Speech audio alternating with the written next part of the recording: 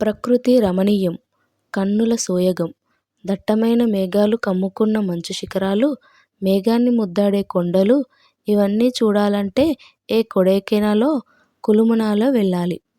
కానీ ఇప్పుడు ఆ అవసరం లేదు. ఈ వార్తల్లో చెప్పబోయే మేఘాల స్పాట్‌కి వెళ్తే ప్రకృతి ప్రేమికులు బరువెక్కిన హృదయం ఉబ్బితబ్బిబ్బై ఆనందంతో పరవశించిపోతారు. అవును, మన ఆంధ్రప్రదేశ్‌లోనే ఇలాంటి అద్భుత పర్యాటక ప్రాంతం ఏర్పడింది. అదే విశాఖ టూరిజంలో కొత్త టూరిస్ట్ స్పాట్‌గా, ప్రకృతి ప్రేమికుల మనసు దోచేస్తూ ది బెస్ట్ స్పాట్‌గా పేరొందిన వంజంగి కొండలు. ఇక్కడ పచ్చని గిరులను తాకుతూ శ్వేతవర్ణ మేఘాలు పయనించే అద్భుతమైన దృశ్యాలు ప్రకృతి ప్రేమికుల మనసును కట్టేస్తున్నాయి. ఈ అందాలను తిలకించి టూరిస్టులు ఆనందంతో తన్మయం చెందుతున్నారు.